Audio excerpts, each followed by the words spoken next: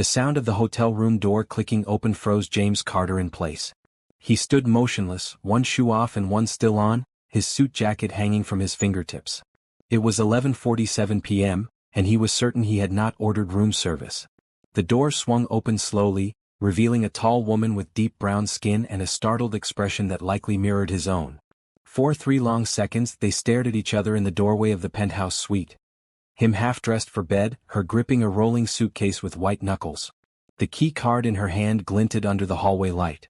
"I think there's been a mistake," they both said at exactly the same time. James recovered first, quickly putting his shoe back on. The woman didn't move, her eyes scanning the room behind him. Taking in the open laptop on the desk, his suitcase splayed open on the luggage rack, the half-empty glass of whiskey on the nightstand. "This is my room," he said, trying to keep his voice calm despite the strange intrusion. "Suite 3001. The woman frowned, looking down at the key card in her hand, then back up at him. "That's impossible. The front desk just gave me this key. Suite 3001. For a moment, James wondered if this was some elaborate robbery scheme. After all, people like him, people with money, were always targets. But something about her confusion seemed genuine. She wore simple jeans and a cream-colored sweater, her natural hair pulled back in a neat bun. She didn't look like a thief, but then again, what did a thief look like? "Let me see that," he said, stepping forward and holding out his hand for the key card. She hesitated before passing it over, maintaining a careful distance between them. James examined it closely. The card was identical to his own, same hotel logo, same silver stripe at the bottom. And sure enough, handwritten in small letters on the back was 3001. "This is definitely my room," he insisted, pulling out his own key card from his pocket. "See? I checked in this afternoon." She peered at his card, then sighed heavily, the frustration clear on her face. "I just flew in from London. It's nearly midnight, I'm exhausted, and now the hotel has apparently double-booked my room." She looked up at him, her dark eyes tired but determined. "I'm going back downstairs to sort this out." As she turned to leave, dragging her suitcase behind her, James felt a strange impulse. In his normal life, the carefully controlled world he'd built as CEO of Carter Investments, he would have simply closed the door and gone to bed, grateful the intrusion wasn't something worse. But tonight felt different somehow. "Wait," he called after her. "I'll come with you." She paused, looking back at him with surprise. "Why would you do that?" It was a fair question. Why would he, James Carter, billionaire businessman with a reputation for being cold and efficient, offer to help a complete stranger at midnight? "Because it's partly my problem too," he replied, grabbing his jacket again. "And because it's the right thing to do." The woman studied him for a moment as if trying to determine his motives, then nodded slightly. "I'm Olivia," she said. "Olivia Johnson." "James Carter," he replied, extending his hand. Her handshake was firm, her skin warm against his. "Well, Mr. Carter, let's go figure out why the Grand Plaza Hotel thinks we should be roommates." As they rode the elevator down to the lobby, James stole glances at Olivia. She stood tall and composed despite her evident exhaustion. There was something striking about her, not just her beauty, which was considerable, but a kind of quiet dignity that seemed to radiate from her. The night manager looked horrified when they approached the desk together. He typed frantically at his computer, his face growing paler by the second. "I am so terribly sorry, Ms. Johnson, Mr. Carter," he stammered. "There appears to have been a system error when we upgraded Ms. Johnson to a suite. The computer showed 3001 as vacant when it clearly is not." "So where am I supposed to stay?" Olivia asked, her voice level but firm. The manager's fingers flew across the keyboard. "We're completely booked because of the International Finance Conference," he explained, looking increasingly distressed. "But we do have the presidential suite available. It's significantly more expensive than what you booked, of course, but under the circumstances, we'll provide it at no additional charge." Olivia nodded, relieved. "That will work. Thank you." As the manager prepared the new key card, James found himself reluctant to end this unexpected encounter. There was something intriguing about Olivia Johnson, something that made him want to know more. "Are you here for the finance conference?" he asked as they waited. She nodded. "I'm presenting a paper on microfinance initiatives in developing countries. My first time speaking at an event this large." She smiled slightly. "I'm nervous, to be honest." "I'm sure you'll be excellent," James replied, surprised by his own words. He wasn't typically one for empty encouragement. The night manager returned with a new key card. "The presidential suite, Ms. Johnson." And again, our sincerest apologies for the mix-up. Olivia accepted the key. Thank you. She turned to James. And thank you for coming down with me. You didn't have to do that. It was no trouble, he said, suddenly aware of how much he didn't want her to walk away. Before he could talk himself out of it, he added, maybe we could grab coffee tomorrow? I'd be interested to hear about your work. Surprise flickered across her face, followed by a smile that transformed her features. You know what? I like that.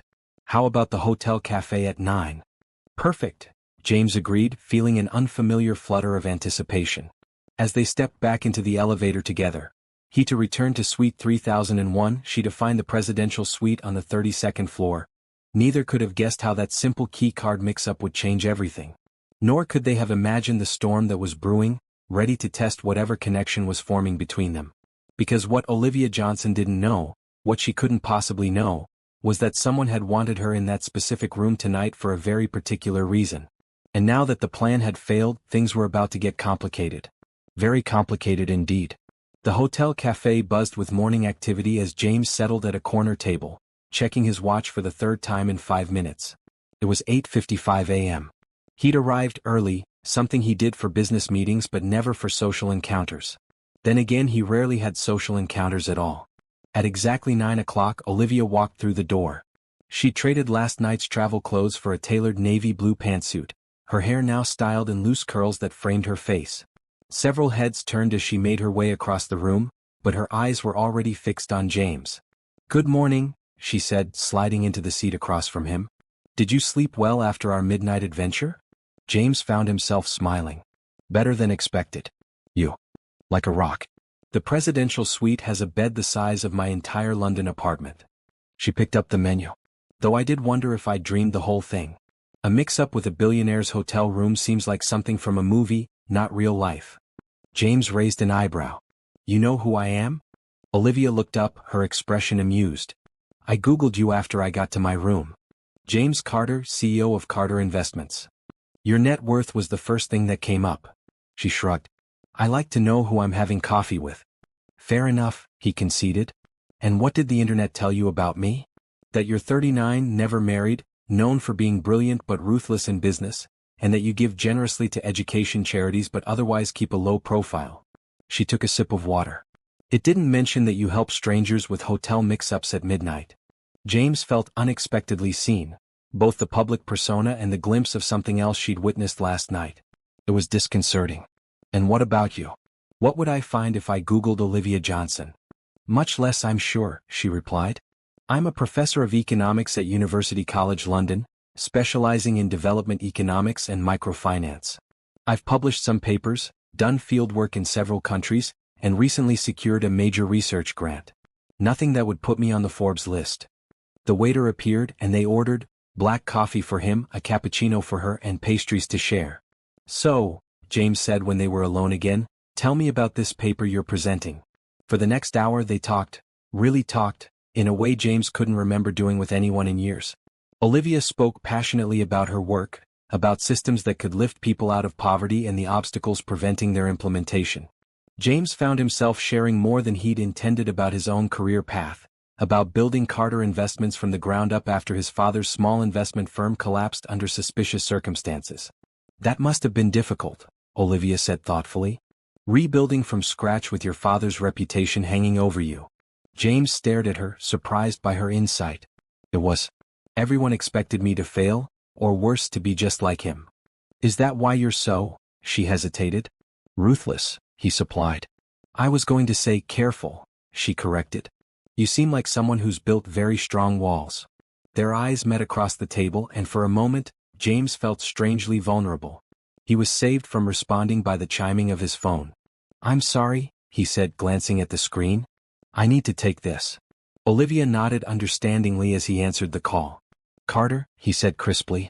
His CFO's voice came through, tense and urgent. James, we have a problem. The merger documents for Horizon Tech, they've been leaked. Someone sent copies to 3 different financial news outlets this morning. James felt his body go cold. The Horizon Tech merger was supposed to be completely confidential until the announcement next week. A leak of this magnitude could jeopardize the entire deal, a deal that represented months of work and billions in potential value. How bad is it? he asked quietly, turning slightly away from Olivia. Bad. The journal is running the story within the hour. The stock is already starting to move. I'll be right there. He ended the call and turned back to Olivia, already shifting into crisis mode. I'm very sorry, but there's an emergency at work. I have to go. Disappointment flashed across her face before she composed herself. Of course. I understand. As he stood to leave, James hesitated. The rational part of his brain, the part that had built his business empire, was already focused on damage control for the leak. But something else made him pull out a business card and write his personal number on the back. I'd like to continue our conversation, he said, sliding the card across the table. Maybe dinner tonight? If you're free. Olivia picked up the card, studying it for a moment before tucking it into her jacket pocket. I'd like that, she said with a smile that made his pulse quicken despite the crisis waiting for him. Call me when you've saved your company. As James rushed out of the cafe, he was already making mental lists of who could have leaked the merger documents. The list of people with access was short: his executive team, the lawyers, and a few board members. All people he'd personally vetted and trusted. What he didn't know, what he couldn't possibly know, was that someone had wanted those documents leaked today for a very specific reason. And that same someone had wanted Olivia Johnson in his hotel room last night. The connection between these two events would soon become horribly clear. Olivia sat in the conference hall, trying to focus on the current speaker, a distinguished economist from Harvard discussing market fluctuations in emerging economies. Her presentation wasn't until tomorrow, but she planned to spend today taking notes and networking. Instead, her mind kept drifting to her breakfast with James Carter and the mysterious emergency that had called him away. The news about Carter Investments had broken mid-morning. The business channels were buzzing with speculation about the leaked merger, and Olivia had watched with interest as financial analysts debated the implications. She wondered how James was handling the crisis, whether he was in emergency meetings or making public statements to calm investors. Her phone vibrated in her pocket. She discreetly checked it, surprised to see a message from an unknown number. Dinner still on for tonight? Crisis contained, though not resolved. Would 8 p.m. work? James. She felt an unexpected flutter of excitement as she typed back a simple, yes. 8 p.m. is perfect. As she returned her attention to the presentation, a man slid into the seat beside her. He was in his 50s, expensively dressed, with silver-streaked dark hair and sharp eyes that assessed her openly. Dr. Johnson, he said quietly. William Hargrove. I've been looking forward to meeting you. Olivia gave him a polite smile, though something about his appearance at her side made her uneasy. Mr. Hargrove. I don't believe we've been introduced. We haven't, he confirmed, but I'm familiar with your work, particularly your recent paper on financial transparency in corporate investments in developing nations. I'm flattered you've read it, she replied carefully. Hargrove's smile didn't reach his eyes. Let's just say I have a vested interest. I understand you had breakfast with James Carter this morning. The statement caught her off guard. How could he possibly know that? She kept her expression neutral, years of academic politics helping her maintain composure. Does that surprise you, Mr. Hargrove? She asked evenly. That I might know Mr. Carter? Not at all, he said smoothly. In fact, it's exactly what I expected. He leaned closer, lowering his voice. But I think you should know who you're getting involved with. James Carter isn't the man he pretends to be. Olivia stiffened. And you are. Let's just say I'm someone who knows the real James Carter. He slipped a small USB drive onto her program booklet.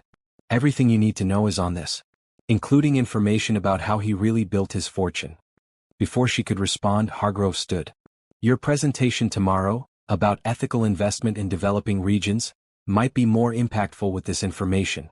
Just something to consider, Dr. Johnson. With that, he walked away, leaving Olivia staring at the USB drive. She picked it up cautiously, turning it over in her hand. What game was Hargrove playing? And what could possibly be on this drive that would change her opinion of James?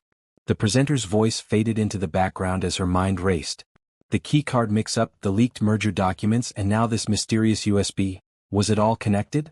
It seemed impossible, yet the timing was too perfect to be coincidence. Her instinct was to throw the USB away. She barely knew James Carter, but their conversation had felt genuine. Yet her academic curiosity, the same curiosity that had driven her research for years, made her slip the drive into her pocket. Later, in the privacy of the presidential suite, Olivia paced back and forth, staring at the USB drive she'd placed on the desk. Her laptop sat open waiting. Part of her felt she was betraying James by even considering looking at whatever Hargrove had given her. Another part argued that she'd be naive not to at least see what it contained. With a deep breath, she plugged in the drive. The files were meticulously organized: financial records, private emails, photographs, and a detailed document labeled Carter Investments, the true foundation. She clicked on it and began to read. According to the document, Carter Investments' first major success, the acquisition of a struggling tech company that later became worth billions, had been based on insider information obtained illegally. Worse, the document claimed that James had systematically bribed officials in several countries to secure profitable deals in emerging markets. The very kind of corruption her research aimed to expose. Olivia felt sick. If these allegations were true, James Carter represented everything she'd spent her career fighting against. But were they true?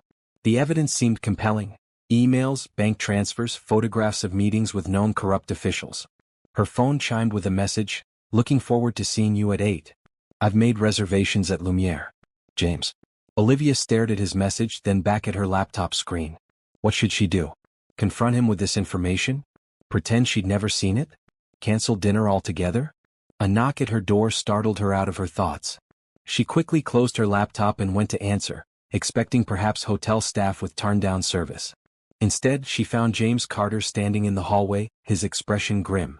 "I'm sorry to come by unannounced," he said, "but we need to talk. Someone's trying to set me up and I think they're using you to do it." Olivia felt her heart race. "What do you mean?" James glanced down the hallway before meeting her eyes again. "May I come in? This isn't a conversation we should have in the corridor." She hesitated only briefly before stepping aside to let him enter. As she closed the door behind him, she couldn't help but notice her laptop on the desk, the USB drive still plugged into its side. James followed her gaze, his expression darkening when he spotted the drive. "I see William Hargrove found you already. You know him?" Olivia asked, surprised. "We have a history," James replied, his voice tight. "And now it seems he's dragging you into it." He gestured to the laptop. "I assume that drive contains all sorts of damning evidence against me?" Olivia nodded slowly. "It does. Is it true?" James ran a hand through his hair, looking suddenly tired. "No. Not in the way he's presented it." He moved to the window, looking out at the city skyline. "But it's a convincing lie, isn't it? Woven with just enough truth to seem plausible. Why would he do this? And why involve me?" James turned back to face her. "That's what I came to tell you. Hargrove was my father's business partner 20 years ago. They were involved in exactly the kind of corruption he's now accusing me of. When I discovered it, I was going to expose them both, but my father—" He paused, the old pain still evident in his voice. "My father took his own life rather than face the consequences. Hargrove managed to escape prosecution on a technicality, but he lost everything. And he blames you," Olivia concluded. "Yes. He spent years trying to destroy me, and now he's found the perfect weapon." James gestured toward her laptop. "Your research, your reputation for integrity. If you were to use those allegations in your presentation tomorrow, it would destroy your credibility," she finished quietly. "And with the merger already in jeopardy from the leak, Carter Investments would likely not survive." James met her gaze directly. "The question is, do you believe him or me?" Olivia studied him carefully. She barely knew this man, yet something in her wanted desperately to trust him. But could she? Should she? "I don't know what to believe," she admitted finally. "But I do know that I need more than just your word against his." James nodded as if he'd expected this response. "Fair enough." He reached into his jacket and pulled out a flash drive of his own. "This contains the real evidence. About Hargrove, about my father, about what really happened 20 years ago. I've kept it secure all this time as insurance." He placed it on the desk beside her laptop. "Take your time. Look at both sides. Then decide." He moved toward the door, pausing with his hand on the knob. "For what it's worth, Olivia, breakfast this morning was the most honest conversation I've had with anyone in years." After he left, Olivia stood motionless in the center of the room, looking from one flash drive to the other. The truth was somewhere between these two small devices, and she had until tomorrow morning to find it. Because her presentation wasn't just about abstract principles anymore. It had become a weapon that could destroy a man's life work. And possibly something else that had only just begun. The hotel restaurant Lumiere sparkled with subdued elegance. Crystal chandeliers casting warm light over white tablecloths and polished silverware. Olivia arrived exactly at 8, wearing a simple black dress that suddenly felt inadequate for the setting. James was already there, standing when he saw her approach. "You came," he said, relief evident in his voice. "I said I would," she replied, allowing him to pull out her chair. A tension hung between them, the unspoken weight of Hargrove's accusations and James's counterclaims. Neither mentioned the flash drives as the waiter poured water and presented menus. "I recommend the Dover Sole," James said, attempting normalcy. "It's excellent here." Olivia set her menu down. "I spent the last 3 hours going through both sets of documents." James's expression remained carefully neutral. And I have questions." He nodded, signaling to the waiter. "We'll need some time before ordering." When they were alone again, James leaned forward. "Ask me anything. I'll tell you the truth." "The photos of you meeting with Minister Okafor in Lagos," she began. "Hargrove's files suggest you were arranging bribes for mining rights." "I was meeting with him about setting up scholarship programs in communities affected by mining operations," James replied without hesitation. "The full context of those emails shows that clearly. And the money transfers to offshore accounts? Payments to legitimate community development funds, all properly registered and audited." He held her gaze steadily. "Everything Hargrove gave you is either fabricated or deliberately taken out of context." For the next hour, Olivia methodically went through each allegation, and James answered every question directly. His responses matched the evidence he'd provided on his own flash drive. Documents that painted a very different picture of Carter Investments' operations. "Your father," she said finally, approaching the most sensitive topic. "Hargrove claims you betrayed him. That you were going to turn him in to save yourself." Pain flashed across James's face before he could mask it. "My father betrayed everything he taught me about integrity. When I discovered what he and Hargrove were doing, I confronted him privately first, gave him the chance to make it right." He looked down at his untouched water glass. "He chose a permanent escape instead. Hargrove never forgave me for that." The waiter appeared again, and this time they ordered simple dishes neither of them would likely taste. "I believe you," Olivia said quietly when they were alone again. James looked up sharply. "Why?" It was a strange question. Most people would simply accept being believed. But James Carter wasn't most people. "Because your evidence is more complete," she began. "But also because of how you've answered my questions, directly, without defensiveness." She paused. "And because I trust my instincts about people. Always have." "Those instincts could be wrong," he pointed out. "They could be," she acknowledged. "But I'm choosing to have faith in them anyway." She reached across the table and briefly touched his hand. "Faith in people is always a risk. Sometimes it's worth taking." Something shifted in James's expression, a softening around his eyes, a vulnerability he rarely allowed himself to show. "What will you do for your presentation tomorrow?" he asked. "My original presentation," she replied firmly. "About systems that can transform lives when implemented with integrity. Not about William Hargrove's vendetta." Relief washed over his face. "Thank you." "Don't thank me for doing the right thing," she said with a small smile. "Though I am curious, how did you know Hargrove had approached me so quickly?" "I didn't," James admitted. "But when I traced the merger leak back to a hacked email account, I found other surveillance, photos of us at breakfast, hotel records showing your room assignment. It wasn't hard to guess his next move. So the key card mix-up," Olivia began, "was deliberate," James confirmed. "Hargrove has connections at the hotel. He wanted you in my room, probably had it bugged. When that failed, he moved to Plan B." A chill ran through Olivia as she realized how elaborately she'd been manipulated. "And the merger leak was timed to distract you while he approached me." James nodded. "Hargrove has always been thorough." Their food arrived, but neither paid much attention to it. The conversation shifted to lighter topics. Her life in London, his rare time away from work, books they'd both read, places they'd traveled. Despite the circumstances, Olivia found herself laughing at James's surprisingly dry humor, while he seemed genuinely interested in her stories from fieldwork in rural communities. As they shared dessert, a dark chocolate soufflé neither had ordered but the chef had insisted they try, James asked, "What happens after tomorrow?" "You return to London, I stay here dealing with the merger fallout." The question hung between them, full of unspoken possibilities. "I don't know," Olivia admitted. "This isn't exactly how I expected this conference to go." "Nor I," James agreed with a wry smile. "Though I'm finding it hard to regret that key card mix-up, despite everything that followed." Their eyes met across the table, and Olivia felt that same connection she'd experienced during their first coffee, a sense of recognition as if they'd known each other much longer than a day. "Let's get through tomorrow first," she suggested. "Your merger, my presentation. Then we can figure out what happens next." As they left the restaurant, James insisted on walking her back to her suite. In the elevator he said, "I should warn you, Hargrove won't give up easily. When he realizes his plan failed." "You think he'll try something else?" Olivia finished. "During my presentation." "It's possible," James said grimly. "I've arranged for additional security, but be prepared for anything." Outside her door they paused. In any other circumstance this would be the moment for a goodnight kiss. Instead, James took her hand and squeezed it gently. "Thank you for believing me," he said softly. "Not many people would have." "Then they don't know you very well," she replied, suddenly aware of how much she wanted to know him better.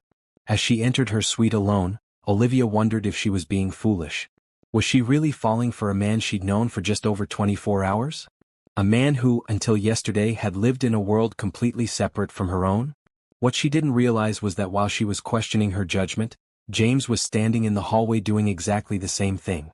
Because for the first time in 20 years, James Carter had let someone see past his carefully constructed walls, and it terrified him almost as much as it exhilarated him. Neither of them slept well that night, each preparing in their own way for whatever tomorrow might bring. Olivia rehearsed her presentation one final time, making sure every point was supported by solid evidence. James made calls to his security team, determined to ensure Olivia would be protected from whatever Hargrove might attempt. What neither of them could know was that Hargrove had already set his contingency plan in motion, one that would test not only their newfound trust in each other, but Olivia's deepest professional convictions. The conference hall buzzed with anticipation. Every seat was filled, unusual for an academic presentation, even one as prestigious as Olivia's. Word had somehow spread that her talk would be controversial, possibly even explosive. Standing backstage, Olivia took deep breaths, trying to calm her racing heart. Her PowerPoint slides were loaded, her notes arranged perfectly, her voice strong during sound check. Everything was ready. Yet she couldn't shake the feeling of being watched, assessed, manipulated like a piece on Hargrove's chessboard. "Dr. Johnson?" A conference assistant appeared at her elbow. "There's been a last-minute addition to your panel. Dr. William Hargrove will be joining as a discussant." Olivia felt her stomach drop. That wasn't approved by the committee. The young man looked uncomfortable. The committee chair just authorized it. "Apparently, Dr. Hargrove has relevant expertise on your topic." Before Olivia could protest further, the panel moderator was introducing her, and applause filled the hall. She had no choice but to walk onto the stage, smiling professionally despite the unwelcome surprise. From the front row, James caught her eye, giving her a subtle nod of encouragement. She nodded back, drawing strength from his presence. Then she began. "Good morning. My presentation today focuses on creating transparent, ethical financial systems in developing economies." Her voice grew stronger as she hit her stride, passionately explaining the research that had consumed the past 3 years of her life. For 20 minutes, she walked the audience through case studies, data analyses, and proposed solutions. The crowd was engaged, taking notes, nodding at her key points. She was nearing her conclusion when she noticed William Hargrove making his way to the discussant table, an anticipatory smile playing on his lips. As she finished to enthusiastic applause, the moderator invited questions. Several hands shot up, but the moderator turned first to Hargrove, now seated at the panel table beside her. "Dr. Hargrove, as our guest discussant, would you like to offer comments on Dr. Johnson's presentation?" Hargrove leaned into his microphone. "Thank you. Dr. Johnson's work is impressive, particularly her emphasis on transparency and accountability." His smile didn't reach his eyes. "However, I wonder if she might comment on the ethical considerations when prestigious firms like, say, Carter Investments, engage in the developing markets she studies?" A murmur went through the audience. Several people turned to look at James in the front row. Olivia's heart pounded, but her voice remained steady. "While I don't typically discuss specific companies without comprehensive research, Carter Investments has generally maintained strong ethical standards in its global operations, based on publicly available data." Hargrove's smile widened. "Interesting you should say that." He turned to the audience. "I've taken the liberty of preparing some supplementary materials relevant to Dr. Johnson's research." He pressed a button, and to Olivia's horror, New slides appeared on the screen behind her. Emails, financial statements, and photographs extracted from the USB drive he'd given her. These documents suggest a pattern of behavior at Carter Investments that directly contradicts Dr. Johnson's recommendations for ethical practice, Hargrove announced, his voice carrying throughout the now silent hall. From the corner of her eye, Olivia saw James tense, his expression thunderous. This was exactly what they'd feared. A public ambush designed to destroy both her academic credibility and his business reputation simultaneously. The moderator looked confused. Dr. Hargrove, this wasn't part of the approved presentation. Sometimes academic discourse requires unexpected interventions, Hargrove replied smoothly. I believe the audience deserves to see evidence of how major investment firms actually operate in these regions. Olivia knew she had seconds to respond before the situation spiraled beyond recovery. Drawing a deep breath, she leaned into her microphone. What the audience deserves, she said clearly, is accurate information rather than manipulated data presented without context. She stood, commanding the room's attention. Dr. Hargrove has shown you carefully edited documents designed to create a false narrative. Hargrove's smile faltered. These documents speak for themselves. Actually, they don't, Olivia countered, gaining confidence. As an economist who specializes in data integrity, I can demonstrate exactly how these materials have been altered. She turned to the audience. Would you like to see the complete documents rather than these selective extracts? A chorus of affirmative responses prompted her to connect her laptop to the projection system. She pulled up the files from James's flash drive, including metadata analyses proving manipulation of Hargrove's evidence. This isn't just about defending one company, she explained as she methodically dismantled Hargrove's claims. It's about the academic integrity that makes our research meaningful. Manipulated data helps no one, especially not the developing communities my work aims to support. For 15 tense minutes, she presented a masterclass in forensic financial analysis, highlighting discrepancies in timestamps, suspicious gaps in email chains, and contextual information missing from Hargrove's version of events. The audience, initially skeptical, began nodding in understanding. Several prominent economists in attendance exchanged knowing glances. They recognized the hallmarks of manipulated evidence when they saw it. Hargrove's face had turned an alarming shade of red. This is absurd, he sputtered. You're defending a corrupt billionaire because... I'm defending the truth, Olivia interrupted firmly. Something your vendetta against James Carter has clearly obscured. A security guard approached Hargrove, whispering something in his ear. Hargrove glanced toward the back of the hall, where 2 police officers had appeared at the entrance. This presentation is over, he announced abruptly, gathering his papers. On the contrary, Olivia replied, it's just becoming truly educational. She gestured to the officers.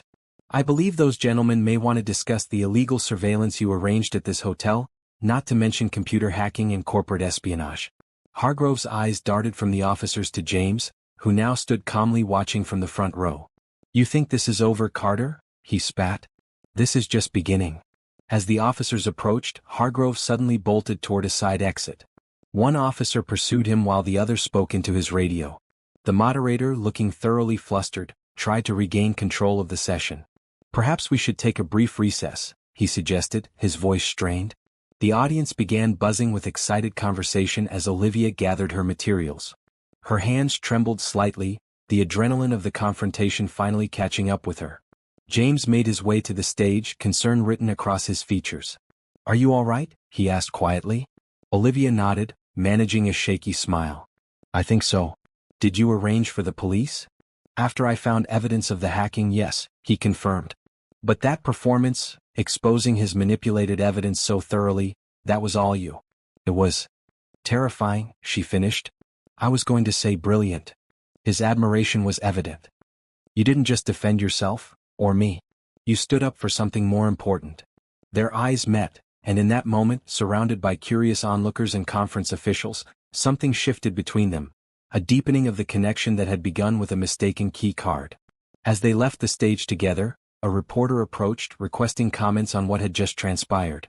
James stepped slightly in front of Olivia, protective. No questions right now, he said firmly. The conference chair hurried over, apologizing profusely to Olivia for the disruption. We had no idea Dr. Hargrove had this agenda. The officers have asked that you both remain available for statements. In the aftermath, they found a quiet corner of the conference center. Olivia sank into a chair, the full weight of what had happened settling over her. I just destroyed a man's reputation in front of the entire economics community, she said quietly. A man who was trying to destroy both of us, James reminded her gently. I know.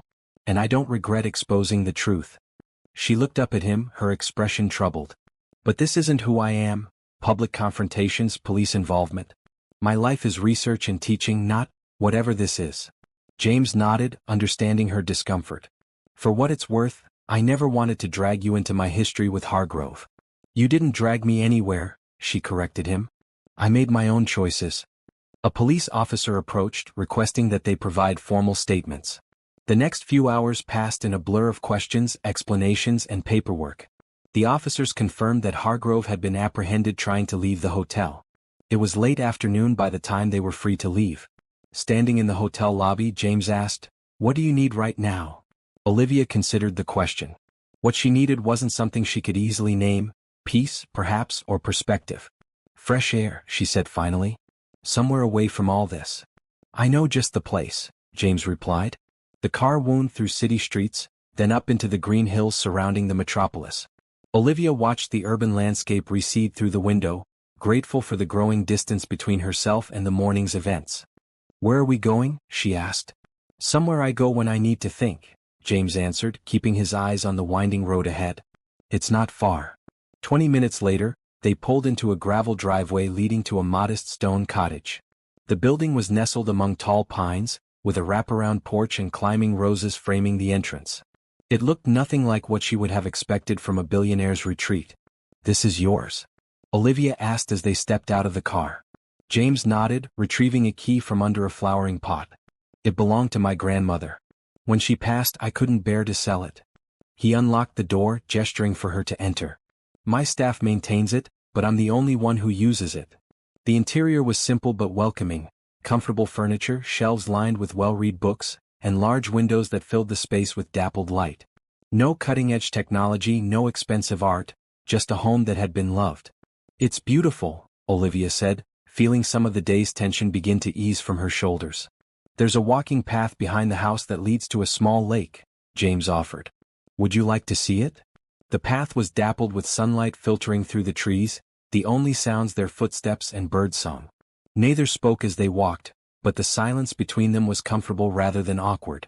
The lake appeared suddenly as they rounded a bend, a perfect circle of blue water surrounded by trees and flowering bushes. A small wooden dock extended into the water, with 2 Adirondack chairs positioned at its end. My grandmother called this her thinking spot, James said as they walked out onto the dock. She said the water helped clear her mind.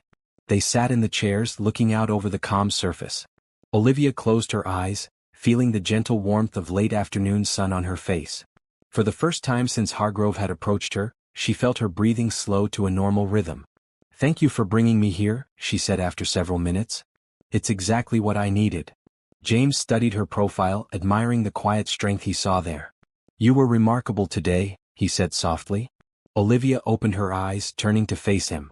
I was terrified, she admitted. But something happens when your principles are challenged directly, you either stand by them or you don't. There's no middle ground. That's what I've observed about you, James said thoughtfully. Your integrity isn't theoretical, it's who you are. She smiled slightly. Is that unusual in your world? More than it should be, he acknowledged. In business, especially at my level, compromise becomes second nature. The lines between right and wrong get negotiable. But not for you, she observed. James looked out at the water, his expression distant. I watched my father cross those lines.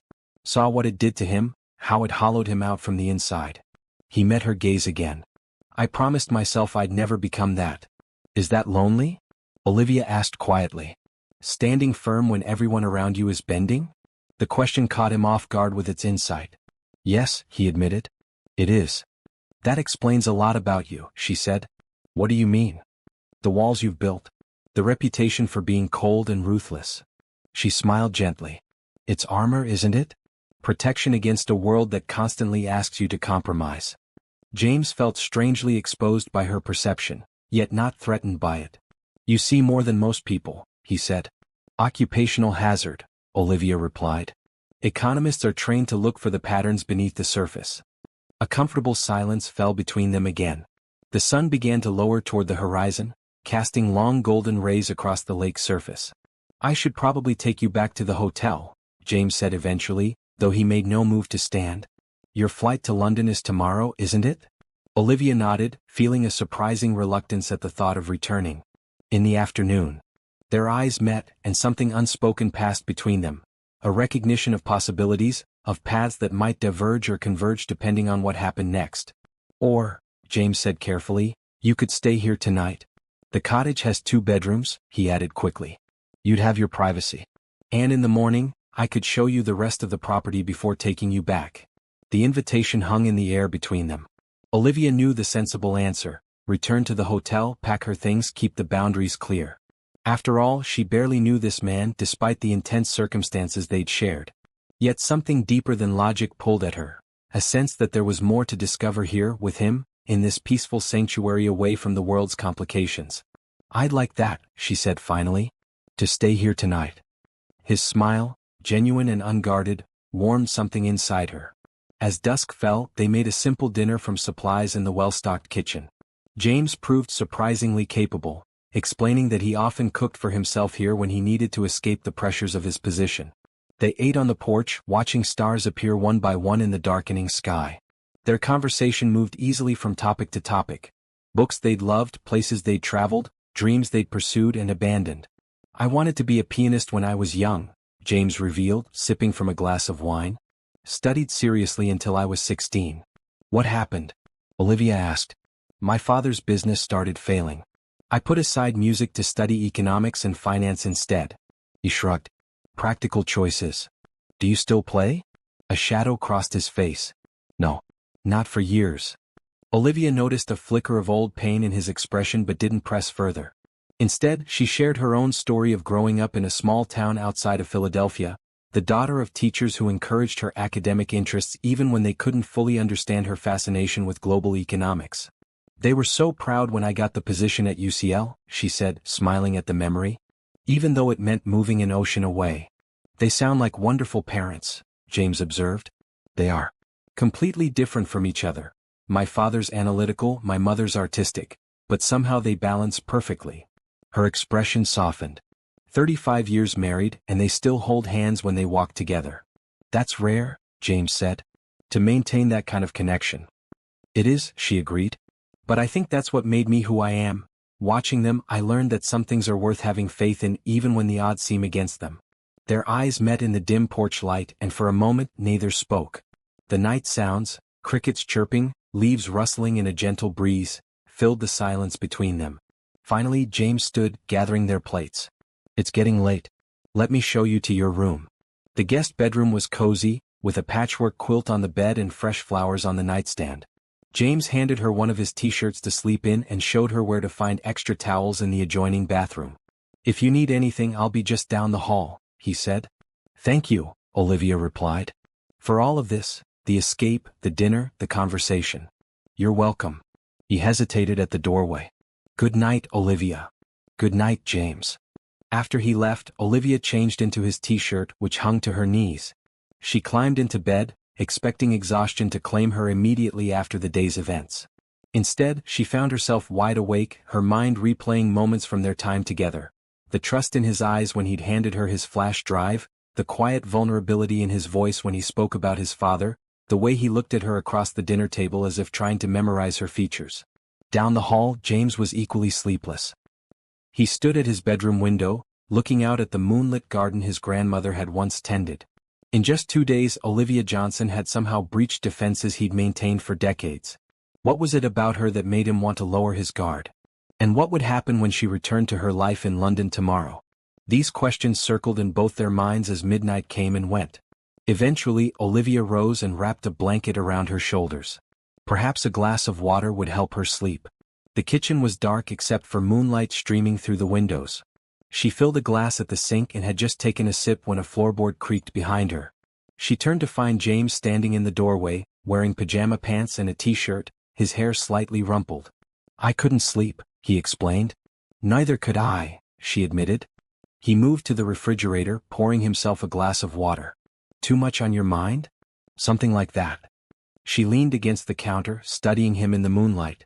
Do you know what I keep thinking about? What's that? How different everything would be if I hadn't walked into your hotel room by mistake. She shook her head slightly.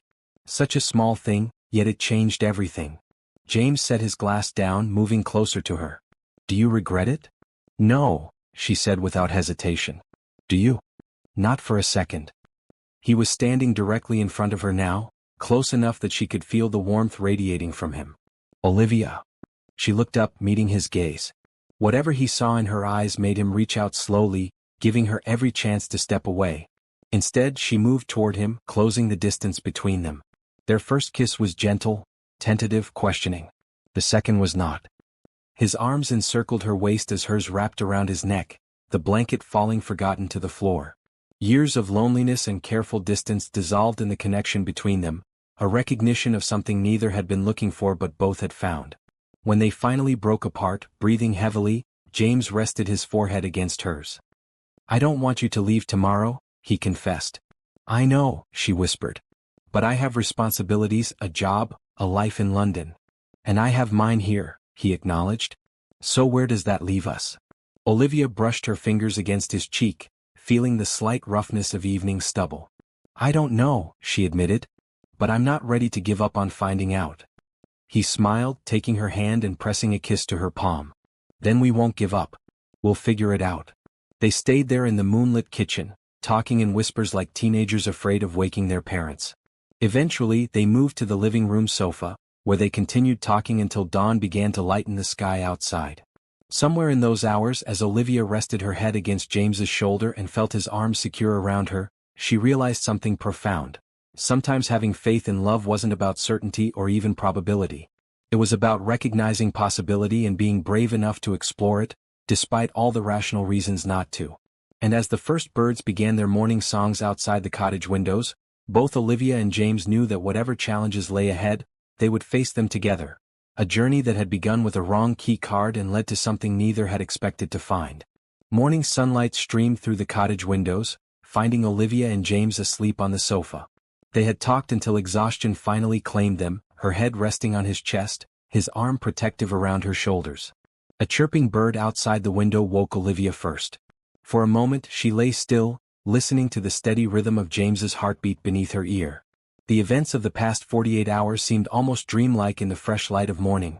The keycard mix-up, Hargrove's scheme, the confrontation at the conference, and now this unexpected closeness with a man who had been a stranger just days ago. James stirred, his arm tightening slightly around her before his eyes opened.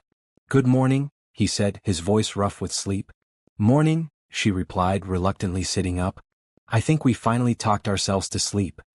He smiled, reaching out to tuck a strand of hair behind her ear, a gesture so tender it made her breath catch. Are you hungry? I make decent pancakes. In the kitchen, they moved around each other with a surprising ease, as if they'd done this 100 times before. James mixed batter while Olivia sliced fresh fruit. Coffee brewed, filling the cottage with its rich aroma. Neither mentioned her departure, scheduled for later that day, though it hung unspoken between them. As they sat on the porch with their breakfast, watching morning mist rise from the lake, James finally broke the silence. I've been thinking. Dangerous, Olivia teased gently. He smiled. Maybe. But I've realized something over the past 2 days. He set his coffee down, turning to face her fully. My life, the one I've built so carefully, is successful by most standards. But until you walked into my hotel room, I hadn't realized how empty it had become. Olivia felt her heart quicken. James? Let me finish, he said quietly. I'm not naive enough to think that 2 days can tell us everything we need to know about each other. But I do know that I don't want to just say goodbye at the airport and hope for the best. What are you suggesting? She asked carefully. Come back, he said simply. Not permanently, not yet. But soon.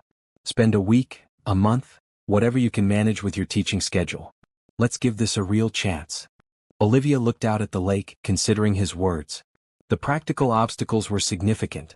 Her position at UCL, his responsibilities at Carter Investments, an ocean between them. Yet the thought of simply returning to her life in London as if none of this had happened felt impossible. I could come back during term break, she said slowly. It's in 3 weeks. Hope flickered in his eyes.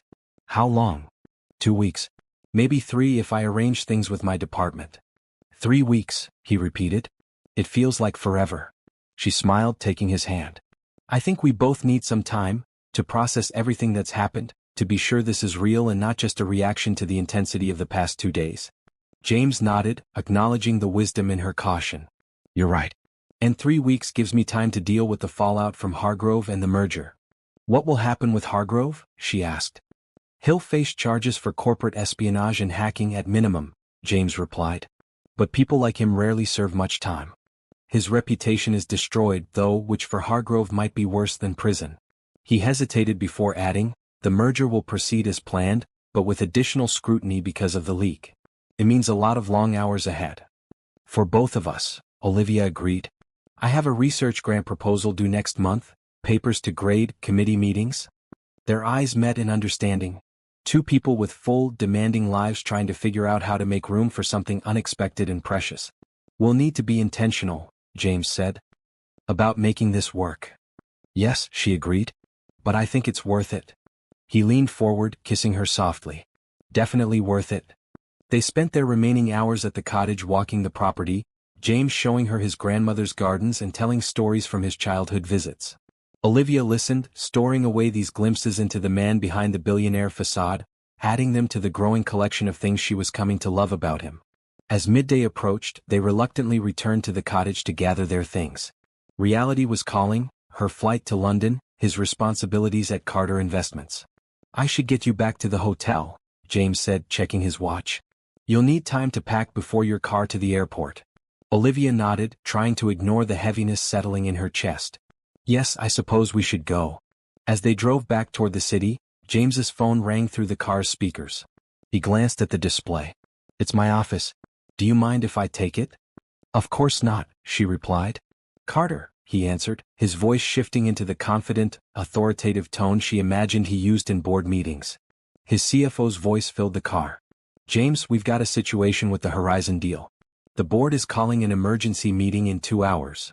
What happened? James asked, his grip tightening on the steering wheel.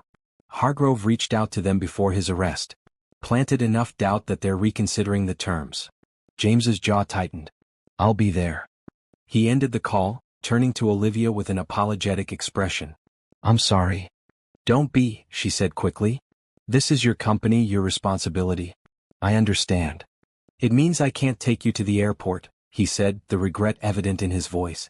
James, it's fine, she assured him. I'm perfectly capable of getting myself to an airport. He smiled slightly. I know you are. I just wanted more time. We'll have time, she promised. 3 weeks isn't so long. When they reached the hotel, James pulled into the circular drive and turned to her, taking both her hands in his. Call me when you land? I don't care what time it is here. I will, she agreed. He leaned across the console, kissing her with an intensity that spoke of everything they weren't saying. The fear that this fragile connection might not survive the separation, the hope that it would, the surprise of finding each other in the first place. 3 weeks, he murmured against her lips. 3 weeks, she confirmed, then forced herself to pull away and exit the car before her resolve weakened. As she watched his car drive away, Olivia felt a momentary doubt. Was she being foolish? Falling for a man she'd known for only 2 days, a man whose world was so different from her own? But as she turned to enter the hotel, she remembered his face in the moonlight, the honesty in his eyes when he spoke about his father, the way he'd looked at her as if she were something precious. Some things, she decided, were worth having faith in even against the odds.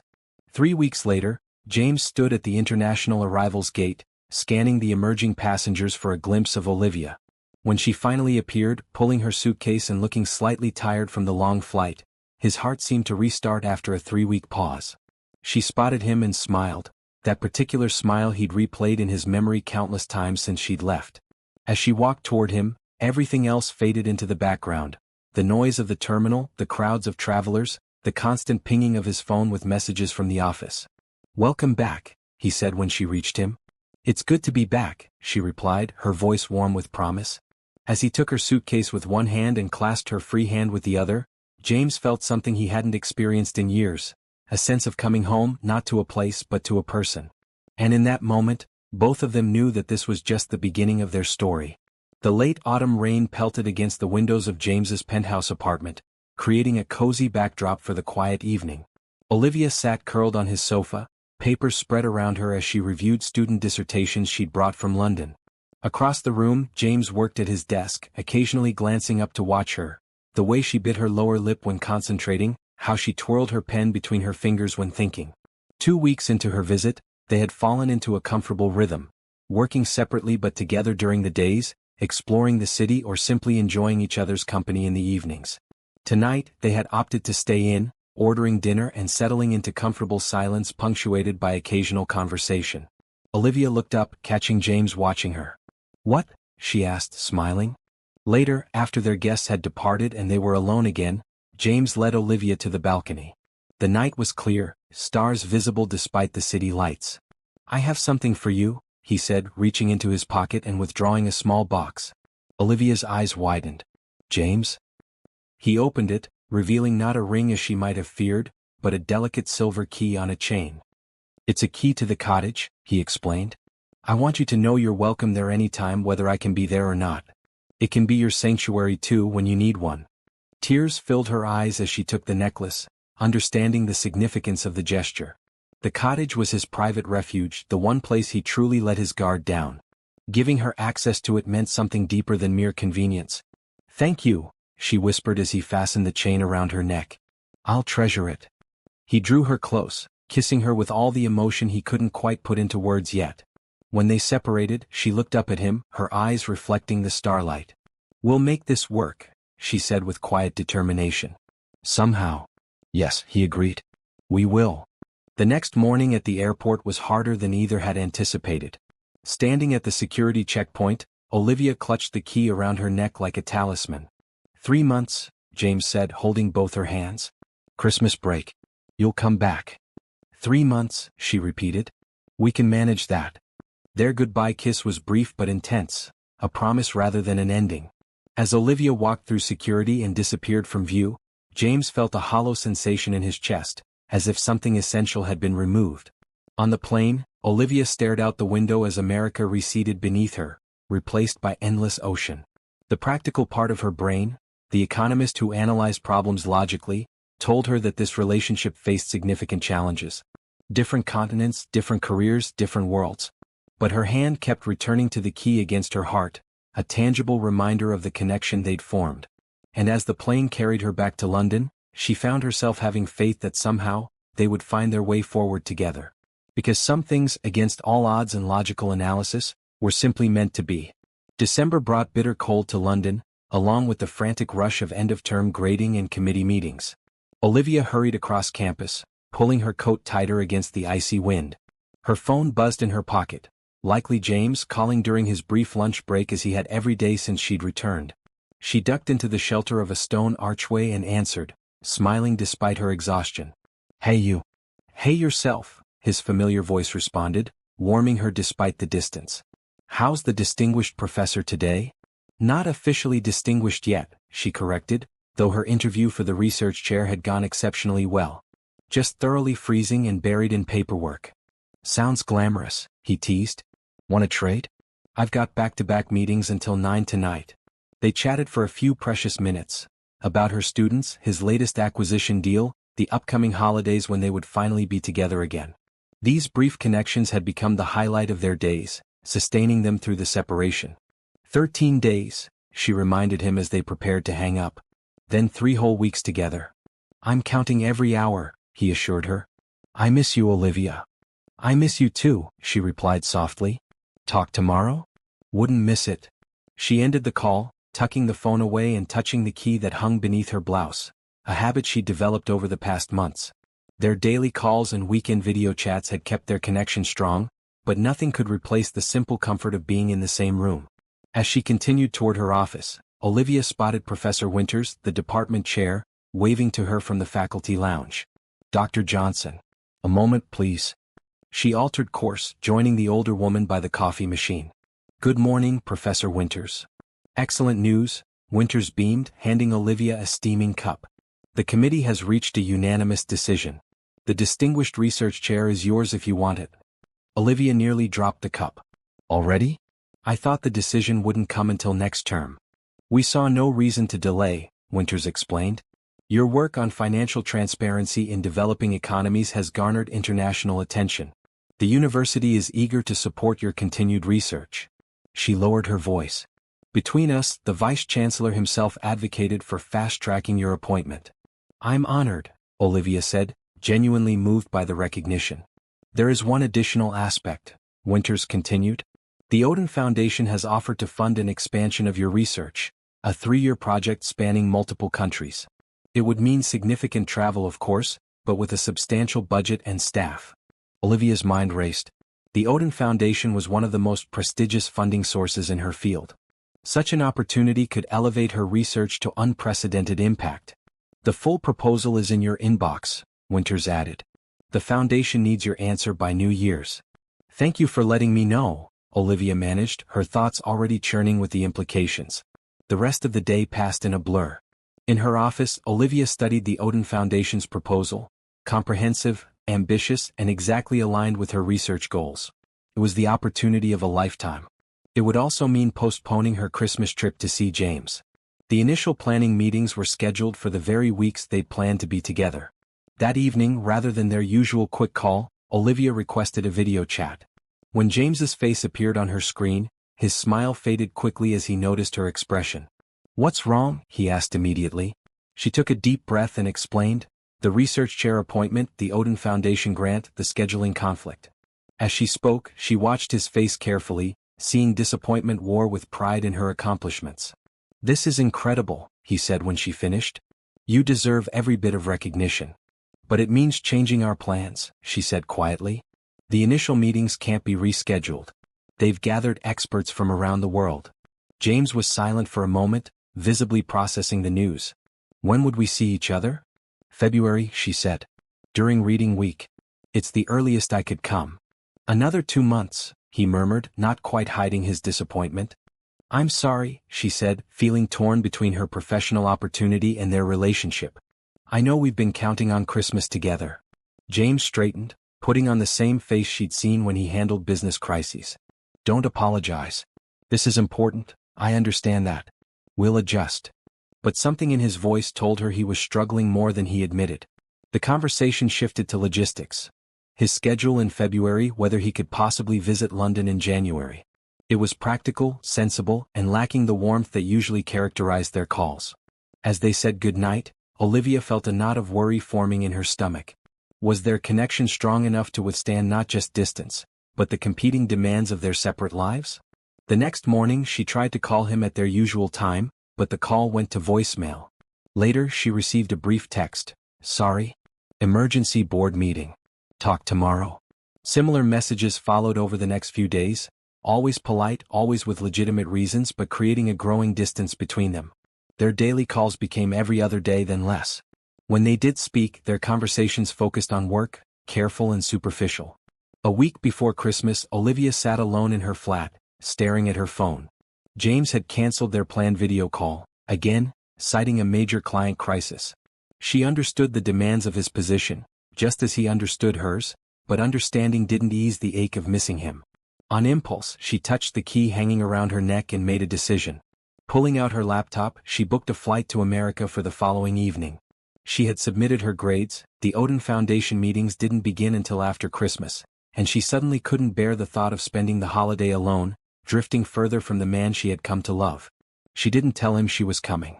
It was impulsive, perhaps even foolish, but she needed to see him face to face, to breach this growing divide between them before it became insurmountable. 26 hours later, exhausted from the overnight flight and subsequent drive, Olivia pulled up to James's cottage in the hills. Snow blanketed the ground, transforming the landscape into something from a fairy tale. Lights glowed warmly in the windows, telling her he was there, likely seeking solitude as he often did when work became overwhelming. Her heart pounding, she retrieved her suitcase from the rental car and made her way to the front door. The key around her neck, never used until now, slid perfectly into the lock. The door swung open to reveal the cozy interior, a fire crackling in the stone fireplace. The scent of pine from the Christmas tree in the corner mingled with cinnamon and coffee. It felt like coming home despite having been there only once before. "James?" she called softly, setting down her suitcase. A sound from the kitchen was followed by his appearance in the doorway, mug in hand, shock written across his features. Olivia, he said in disbelief. What are you? How did you? You gave me a key, she reminded him, touching the necklace. And I couldn't stay away any longer. For a moment he just stared at her and she feared she'd miscalculated badly. Then the mug was placed hastily on a side table, and in 3 long strides, he crossed the room and pulled her into his arms. The kiss was desperate, hungry, full of the longing they'd both been suppressing. When they finally broke apart, both breathless, he rested his forehead against hers. I thought I'd lost you, he murmured. Why would you think that? She asked, confused. He led her to the sofa, keeping her hand firmly in his as if afraid she might disappear. You have this amazing opportunity, exactly what you've worked for all these years. And I've been sitting here, selfishly wishing you'd turn it down to be with me instead. He shook his head. I pulled back because I didn't want to be the person who asked you to choose. Oh, James, she said softly, understanding dawning. I never saw it as a choice between you and my career. Didn't you? He asked, his gaze steady on hers. 3 years of research across multiple countries, the distinguished chair position in London, all while I'm bound to Carter Investments here. How is that not a choice? Olivia considered his words carefully. It's not a choice between you or my career, she repeated firmly. It's a challenge for us to figure out together. I accepted the research chair, she admitted. But I haven't given the Odin Foundation my final answer yet. Hope flickered in his eyes. Why not? Because I wanted to talk to you first. Really talk, not through screens and rushed phone calls. She took both his hands in hers. I love my work, James. But these past months have shown me something else. I love you too. The words hung in the air between them, the first time either had said them aloud. James's eyes widened, then softened with emotion. I love you too, he said, his voice rough with feeling. More than I ever thought possible. She smiled, squeezing his hands. Then we figure this out together. Maybe the project can be structured differently. Maybe Carter Investments has interests in some of the same regions I'll be researching. Maybe. He silenced her with another kiss, gentle this time. Maybe we stop trying to solve everything tonight, he suggested. You're here. That's what matters right now. The next morning, they woke tangled together in the master bedroom, winter sunlight streaming through the windows. For the first time in months, there were no meetings demanding their attention, no schedules pulling them apart. They spent the day reconnecting, talking honestly about their fears and hopes, cooking together, walking through the snowy woods to the lake, now frozen over and glittering in the December sun. As evening fell, they sat before the fire, Olivia curled against James's side, his arm around her shoulders. The Christmas tree lights twinkled in the corner, casting a warm glow over the room. I've been thinking, James said, breaking their comfortable silence. About us, about the future. Olivia looked up at him, sensing something important coming. What would you think about a Carter Investments office in London? He asked carefully. Not as a branch, but as our European headquarters. She sat up straighter, studying his face. Are you serious? Completely, he replied. I've been exploring the idea for weeks actually. The merger with Horizon Tech gives us a substantial European client base. A London headquarters makes strategic sense. And the fact that I'll be based there for the next 5 years? She asked, trying to read his expression. Is personal motivation for me to pursue a sound business decision, he acknowledged with a smile. I'd still need to be in the States regularly, but I could spend at least half my time in London. Hope bloomed in Olivia's chest. And the Odin Foundation project? We support it fully, he said without hesitation. You travel for your research, I travel for Carter Investments, and we coordinate so our paths cross as often as possible. It won't be perfect, but it could work, she finished, the possibilities unfolding before her. No impossible choices, no career sacrifices, just 2 people committed to finding a path forward together. It could definitely work, he agreed, pulling her close again. If we both have faith in us. Outside, snow began to fall again, adding a fresh layer to the winter landscape. Inside the cottage, wrapped in each other's arms, Olivia and James planned a future neither had imagined that night when a wrong key card had brought them together. It wouldn't be easy. There would be challenges, separations, moments of doubt. But as the fire crackled and the snow fell, they both knew with certainty that what they had found was worth every effort to keep. Merry Christmas, James whispered, kissing her temple. Merry Christmas, she replied, secure in his embrace and in the knowledge that sometimes, the most unexpected beginnings led to the most beautiful journeys. 1 year later. The Grand Plaza Hotel's ballroom sparkled with holiday decorations, the annual International Finance Conference Gala in full swing. At a quiet table in the corner, Olivia sipped champagne, watching James across the room as he chatted with colleagues. He caught her eye and smiled, that special smile reserved only for her, before excusing himself and making his way back to her side. "Sorry about that," he said, sliding into the chair beside her. Marcus needed a quick decision on the Singapore acquisition. "No apology necessary," she assured him, laying her hand over his. "I've been enjoying people watching. And reflecting." "On what?" he asked, turning his hand to intertwine their fingers. "On how much has changed in a year," she replied. "Last year's conference was eventful." James laughed softly. "That's one word for it. Life-changing might be another." Olivia smiled, thinking of all that had transpired since that fateful night when she'd walked into his hotel room by mistake.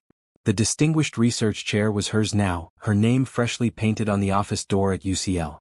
The Odin Foundation project was 6 months underway, already yielding promising results from the first phase in Ghana.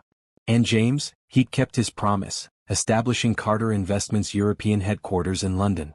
He divided his time between continents, spending 2 weeks in London, 2 weeks in America, with Olivia joining him when her research and teaching schedule allowed. They'd made the cottage their shared sanctuary, retreating there whenever both were stateside. It wasn't perfect. There were still separations, missed calls due to time differences, the occasional frustration of planning around 2 demanding careers. But they'd learned to make the most of their time together, to communicate honestly during their time apart, and to maintain faith in what they were building together. "I just realized something," James said, glancing around the ballroom. "We're in the exact same hotel where we met. Room 3001, Olivia recalled with a smile. "I wonder if they fixed their key card system." "Let's not find out," he suggested, squeezing her hand. "I think one mix-up per lifetime is enough, don't you?"